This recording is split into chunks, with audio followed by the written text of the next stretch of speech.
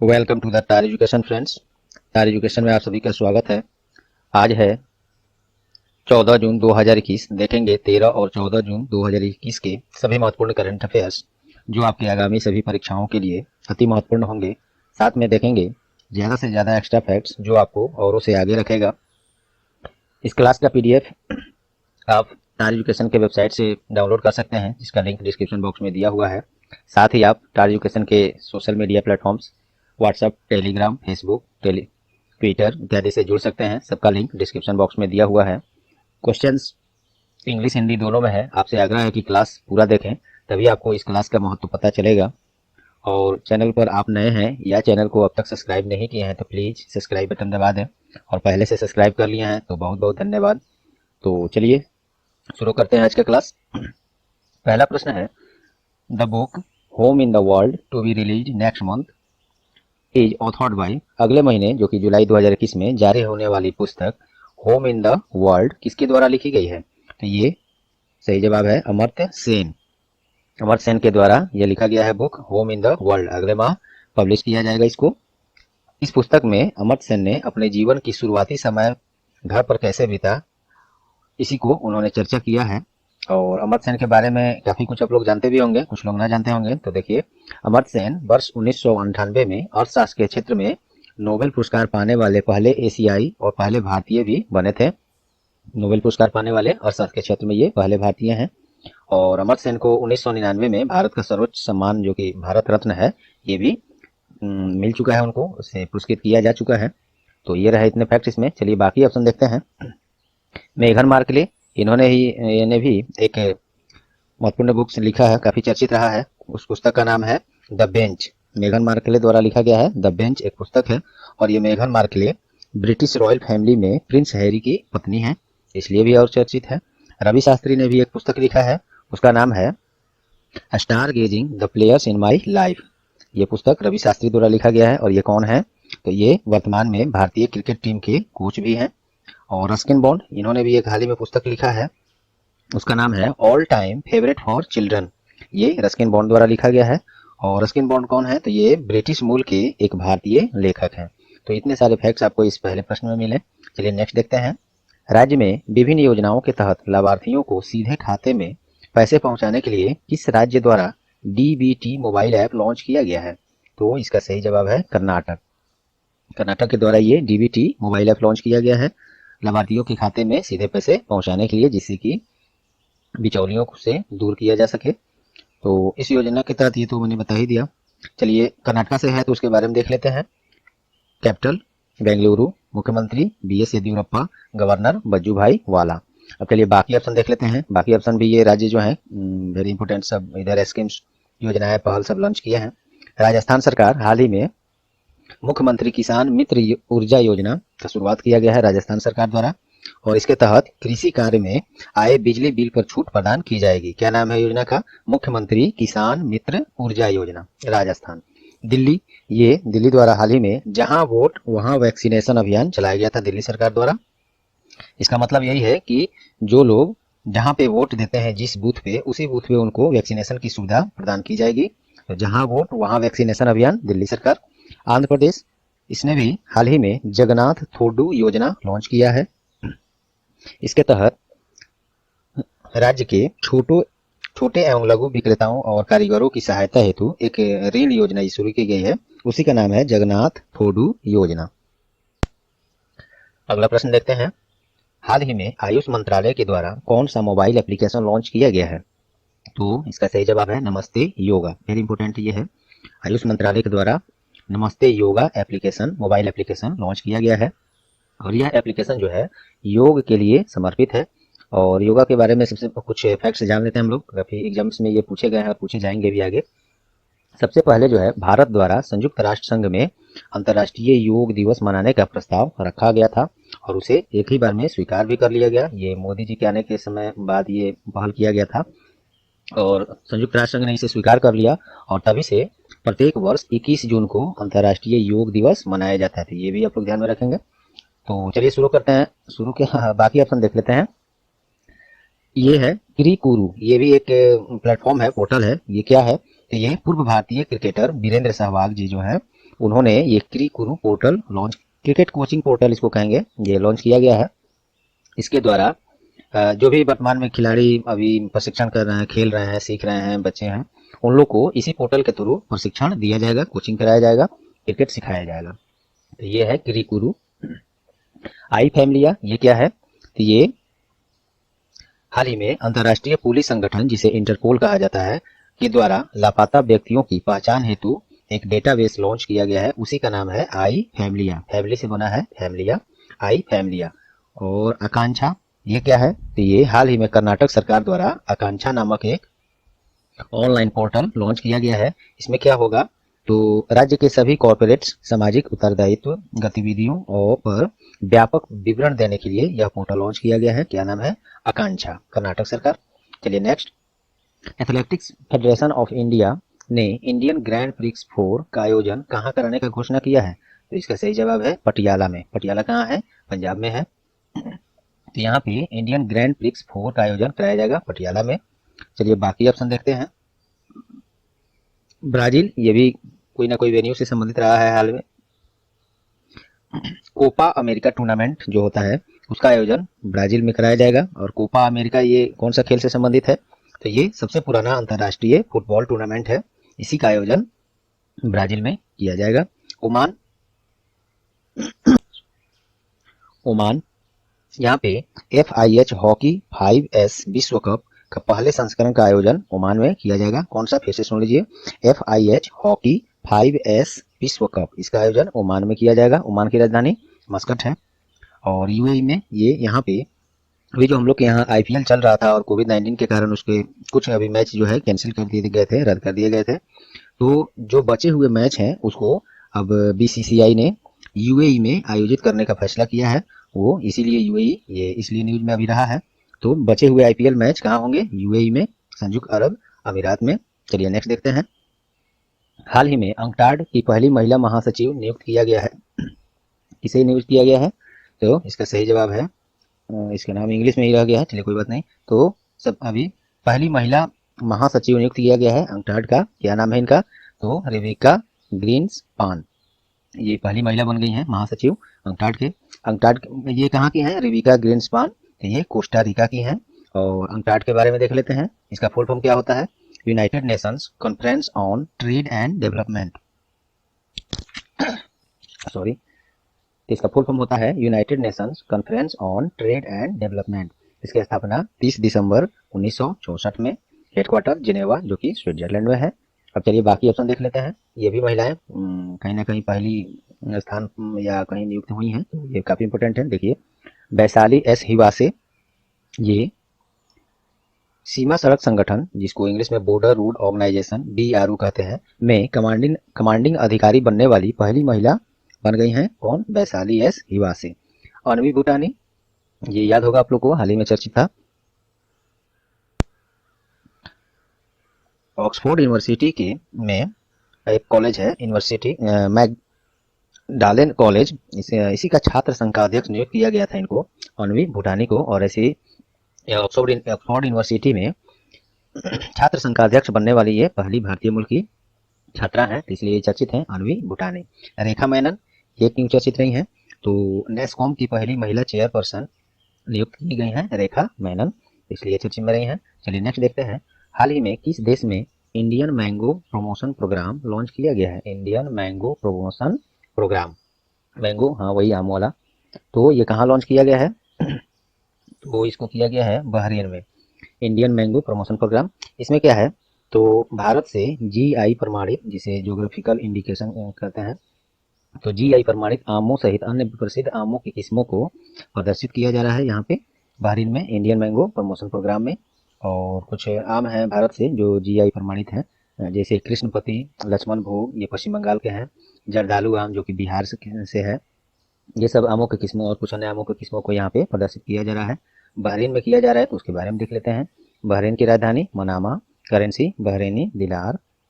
बाकी ऑप्शन देख लेते हैं।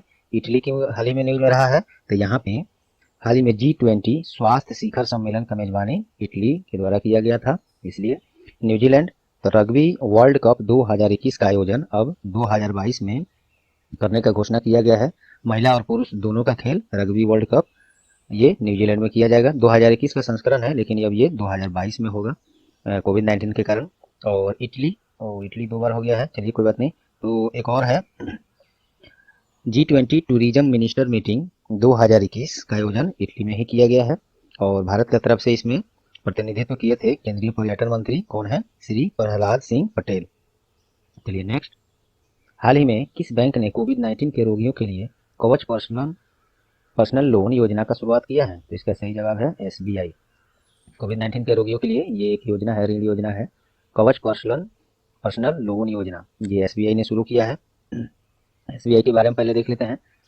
SBI state bank of India, headquarter इसका मुंबई में है। इसकी स्थापना 1 जुलाई 1955 में, चेयरमैन दिनेश कुमार खरा हैं। अब चलिए बाकी ऑप्शन देख लेते हैं। DBS बैंक, ये क्यों न्यूज में हाल ही में रहा है, हमको लगता है कल ही परसों का न्यूज है ये। फोर्ब्स द्वारा जारी world best banks in India की सूची में कौन सा बैंक शीर्ष पर रहा है? तो ये DBS बैंक ही रहा है। ICICI बैंक, विदेशों से भारतीय ग्राहकों के खाते में सीधे पैसे ट्रांसफर कराने के लिए ICICI बैंक ने ही स्विफ्ट GPI इंस्टेंट नामक सुविधा लॉन्च किया है, इसलिए न्यूज में है। सिडबी, ये सिडबी के द्वारा small industrial development bank of India, इसके द्वारा स्वास्थ्य और आरोग्य ऋण योजना का शुरुआत किया गया है। इसके तहत वैसे कंपनियां जो कोविड-19 से संबंधित प्रोडक्शन कर रहे हैं, दवाएं, वैक्सीनेशन जो भी हो, किट हो, तो जो भी प्रोडक्शन कोविड-19 से संबंधित वैसी कंपनियां कर रही हैं, यदि उनको ऋण की आवश्यकता है तो सिडबी द्वारा स्वास्थ्य और आरोग्य ऋण योजना के तहत ऋण का फायदा उठा सकते हैं। चलिए नेक्स्ट, हाल ही में किस दिन बाल श्रम के खिलाफ विश्व दिवस अर्थात world day against child labour मनाया गया? तो इसका सही जवाब है 12 जून को। थीम क्या रहा था इसका? तो act now and child labour, ये 2021 के लिए थीम रहा था, बाल श्रम के खिलाफ विश्व दिवस के लिए।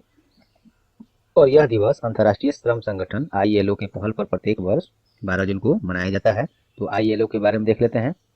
ILO अर्थात इंटरनेशनल लेबर ऑर्गेनाइजेशन, स्थापना 1919 में हुआ था इसका, हेडक्वार्टर जिनेवा जो कि स्विट्जरलैंड में है। डायरेक्टर जनरल कौन है? गाई राइडर।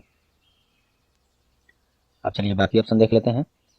8 जून को हाल ही में क्या मनाया गया है? तो ये विश्व महासागर दिवस अर्थात वर्ल्ड ओशन डे 8 जून को मनाया गया है और इसका थीम क्या रहा है? The ocean life and livelihoods, इसका थीम रहा था। 1 जून को क्या मनाया गया? तो विश्व दुग्ध दिवस मनाया गया, इसका थीम क्या था? ओशन पर संदेश और डेयरी क्षेत्र में स्थिरता। 1 जून को विश्व दुग्ध दिवस। 5 जून को क्या मनाया गया? तो 5 जून को सिंपल है, विश्व पर्यावरण दिवस, सबको याद होगा, लेकिन इसका थीम था महत्वपूर्ण, इसलिए मैंने इसको रखा है विश्व पर्यावरण दिवस 5 जून। इसका थीम है री इमेजिन, रिक्रिएट, रीस्टोर। ये रहा इसमें इतने फैक्ट्स। चलिए नेक्स्ट देखते हैं। हाल ही में बायोटेक्नोलॉजी कंपनी माई लैब ने किस अभिनेता को अपना ब्रांड एम्बेसडर नियुक्त किया है? तो इसका सही जवाब है अक्षय कुमार को। अक्षय कुमार को माई लैब ने, ये बायोटेक्नोलॉजी कंपनी है, उसने नियुक्त किया है अक्षय कुमार को ब्रांड एम्बेसडर के रूप में। और ये माई लैब इस समय इधर हाल ही में चर्चित भी रहा है, काफ़ी इंपोर्टेंट है ये। तो माई लैब द्वारा हाल ही में भारत का पहला कोविड-19 सेल्फ टेस्ट किट कोवी सेल्फ लॉन्च किया गया था और ये भारत का पहला सेल्फ टेस्ट किट है, इसलिए इम्पोर्टेंट है माई लैब। और इसी ने अपना अभिनेता बनाया है, ये ब्रांड एम्बेसडर बनाया है अक्षय कुमार को।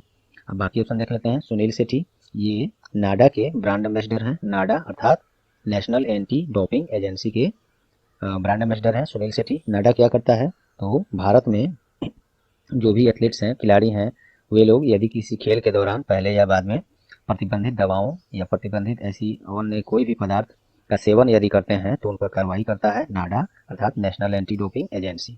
इसी का ब्रांड एम्बेसडर है सुनील सेठी। आयुष्मान खुराना, ये भी एक तो जानते ही आप लोग, बॉलीवुड अभिनेता हैं। इनको एक स्मार्टफोन है, ब्रांड है टेक्नो, उसी ने अपना ब्रांड एम्बेसडर नियुक्त किया है आयुष्मान खुराना को। सोनू सूद, ये काफ़ी चर्चित रहे हैं शुरू से ही, जब से कोरोना आया है, जानते ही आप लोग। तो इनको ही पंजाब सरकार ने राज्य का कोविड वैक्सीनेशन एम्बेसडर नियुक्त किया है, इनको सोनू सूद को। चलिए नेक्स्ट, हाल ही में नाइट रैंक द्वारा जारी ग्लोबल हाउस प्राइस इंडेक्स में भारत का रैंक क्या है? ये क्वेश्चन हमको लगता है रिपीटेड हो गया है, कल भी मैंने चर्चा किया था इसको। चलिए कोई बात नहीं, बहुत सारा इसमें चीज़ आपको मिलेगा समझने के लिए। तो नाइट रैंक द्वारा जारी ग्लोबल हाउस प्राइस इंडेक्स में भारत का रैंक क्या रहा है? तो ये रहा है 55वां स्थान रहा है इसमें। अब चलिए बाकी ऑप्शन देखते हैं, पहले इसके बारे में देख लेते हैं। इसी सूची में ग्लोबल हाउस प्राइस इंडेक्स में तुर्की लगातार 5वीं बार पहले स्थान पर है और स्पेन सबसे नीचे से है। अब चलिए बाकी ऑप्शन देखते हैं। 142वां ये रैंक किस लिए है, तो हाल ही में विश्व प्रेस स्वतंत्रता सूचकांक 2021 जारी किया गया था।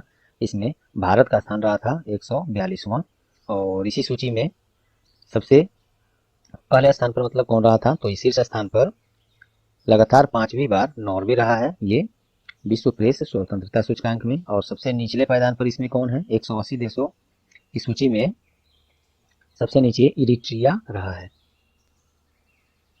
और इसी सूची में चीन को देखा जाए तो वो मात्र नीचे से 3 स्थान पहले 177वें स्थान पर चाइना रहा है। और विश्व प्रेस स्वतंत्रता दिवस कब मनाया जाता है, तो ये 3 मई को मनाया जाता है। तो देखिए एक ही पॉइंट पर कितनी चीज आपको समझने को मिला। चलिए 117वां 117 ये रैंक किस लिए है, तो ये हाल ही में संयुक्त राष्ट्र के द्वारा जारी सतत विकास लक्ष्यों अर्थात सस्टेनेबल डेवलपमेंट गोल्स रिपोर्ट में भारत का स्थान 117वां रहा है। और 49वां चांडलर गुड गवर्नमेंट इंडेक्स 2021 में भारत का स्थान 49वां रहा है, इसलिए न्यूज में रहा है।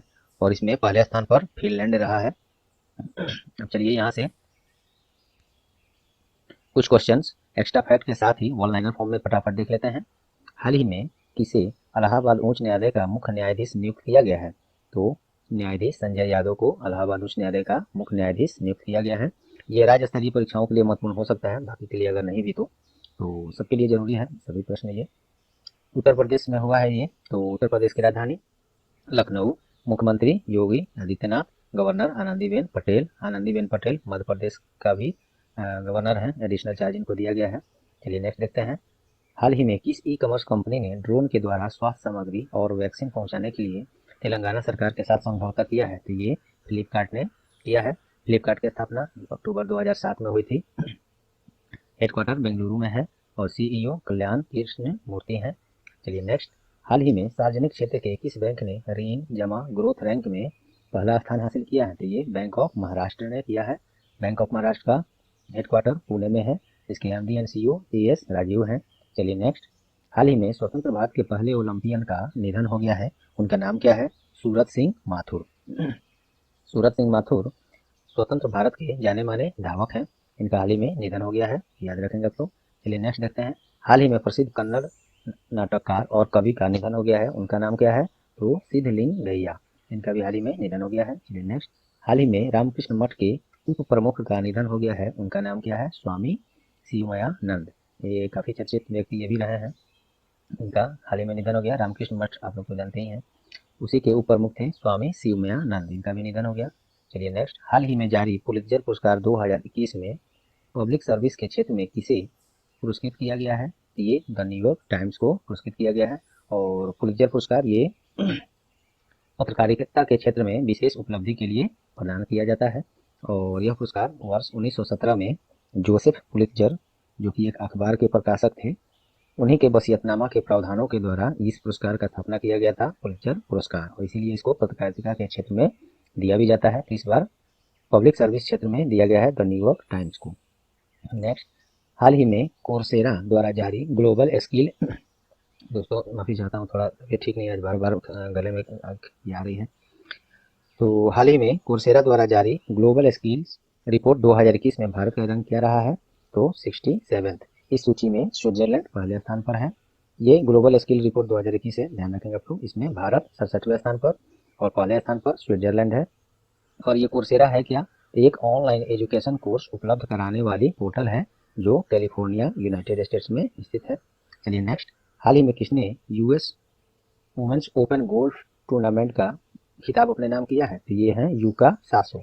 US women's open golf tournament, ये यूका सासो, और ये कहाँ की हैं, तो जापान की जानी मानी गोल्फ खिलाड़ी हैं। चलिए नेक्स्ट। हाल ही में भारत सरकार द्वारा घरेलू मजदूरों की भर्ती करने के लिए किस देश के साथ समझौता किया है, तो ये कुवैत के साथ हुआ है। भारत और कुवैत जो है दोनों देशों में जो वर्कर्स हैं, कारीगर हैं, कार्य करने वाले भी हैं, तो उसको एक दूसरे के यहाँ जरूरत के हिसाब से एक्सचेंज करने के लिए, अपॉइंट करने के लिए, रिक्रूट करने के लिए ये समझौता किया है भारत सरकार ने कुवैत सरकार के साथ। कुवैत की राजधानी कुवैत सिटी, करेंसी कुवैती दिनार। अब चलिए बाकी ये देखते हैं, क्वेश्चन ऑफ द डे देखते हैं। क्वेश्चन ऑफ द डे है आज का। हाल ही में जारी एक रिपोर्ट के अनुसार बिटकॉइन निवेश 2020 में किस देश ने प्रथम स्थान हासिल किया है? बिटकॉइन निवेश 2020 में किस देश ने प्रथम स्थान हासिल किया है? इसका जवाब आप लोग कमेंट में जरूर देंगे। तो चलिए दोस्तों, उम्मीद करता हूँ ये क्लास आप लोग को परीक्षा उपयोगी लगी होंगी। यदि हाँ तो प्लीज़ वीडियो को लाइक कर दें।